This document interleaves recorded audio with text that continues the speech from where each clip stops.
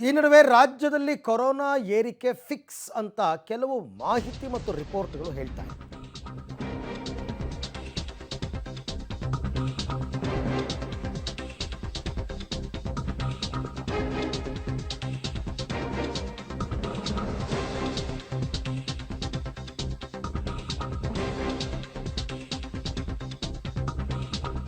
Public ಟಿವಿಯಲ್ಲಿ ಇದು exclusive ಸುದ್ದಿ. ರಾಜ್ಯದಲ್ಲಿ ಮತ್ತೆ ಕೊರೋನಾ ಕೇಸ್ ಏರಿಕೆ ಫಿಕ್ಸ್ ಅಂತ ಹೇಳ್ತಾ ಇದ್ದಾರೆ.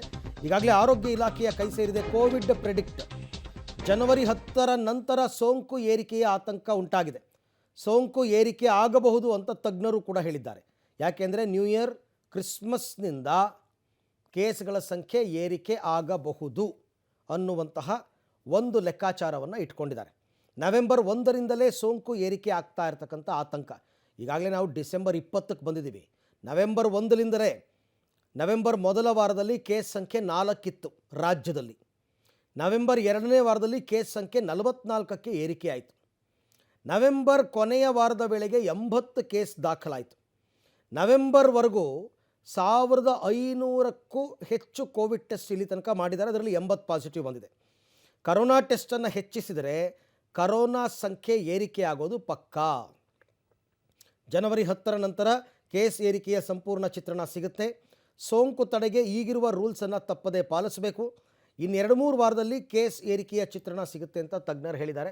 ತುಂಬ ಜನಕ್ಕೆ ನೆಗಡಿ, ಕೆಮ್ಮು, ಜ್ವರ ಇದೆ. ಟೆಸ್ಟ್ ಮಾಡಿದ್ರೆ ಸಹಜವಾಗಿ ಕೋವಿಡ್ ಇದೆ, ಪಾಸಿಟಿವ್ ಬರುತ್ತೆ. ಹಾಗಾಗಿ ನಂಬರ್ ಜಾಸ್ತಿ ಆಗುತ್ತೆ, ಅದರಲ್ಲಿ ಯಾವುದೇ ಡೌಟ್ ಇಲ್ಲ. ಬಟ್ ಅದಕ್ಕೆ ಮುನ್ನೆಚ್ಚರಿಕಾ ಕ್ರಮವಾಗಿ ರೂಲ್ಸನ್ನು ಪಾಲಿಸಬೇಕು. ಇಷ್ಟೆಲ್ಲ ಸಿದ್ಧತೆಗಳ ನಡುವೆ ಇವತ್ತು ಕೇಂದ್ರ ಆರೋಗ್ಯ ಇಲಾಖೆ ಒಂದು ಮಹತ್ವದ ಸಭೆಯನ್ನು ನಡೆಸಲಿದೆ. ಅದು ಕೂಡ ರಾಜ್ಯದ ಆರೋಗ್ಯ ಸಚಿವರುಗಳು ಮತ್ತು ಕಾರ್ಯದರ್ಶಿಗಳ ಜೊತೆ.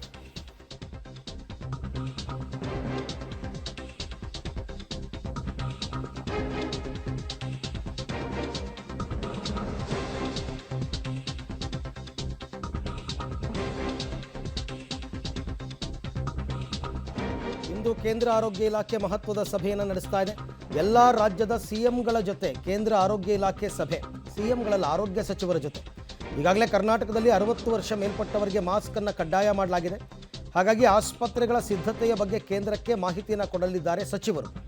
ಕೇಂದ್ರದ ಸಲಹೆ ಸೂಚನೆಯನ್ನು ಕೇಳಬೇಕಾಗಿದೆ ಆರೋಗ್ಯ ಇಲಾಖೆ. ನ್ಯೂ ಇಯರ್ ಮತ್ತು ಕ್ರಿಸ್ಮಸ್ಗೆ ಪ್ರತ್ಯೇಕ ಮಾರ್ಗಸೂಚಿ ಬಗ್ಗೆ ಕೂಡ ಚರ್ಚೆ ಮಾಡುವಂತಹ ಸಾಧ್ಯತೆ ಇದೆ. ಇವತ್ತು ಆರೋಗ್ಯ ಸಚಿವ ದಿನೇಶ್ ಗುಂಡೂರಾವ್ ಮತ್ತು ಚೀಫ್ ಸೆಕ್ರೆಟರಿ ಅವರೆಲ್ಲರೂ ಕೂಡ ವರ್ಚುವಲ್ ಮುಖಾಂತರ ಈ ಮೀಟಿಂಗ್ನಲ್ಲಿ ಭಾಗವಹಿಸ್ತಾ ಇದ್ದಾರೆ.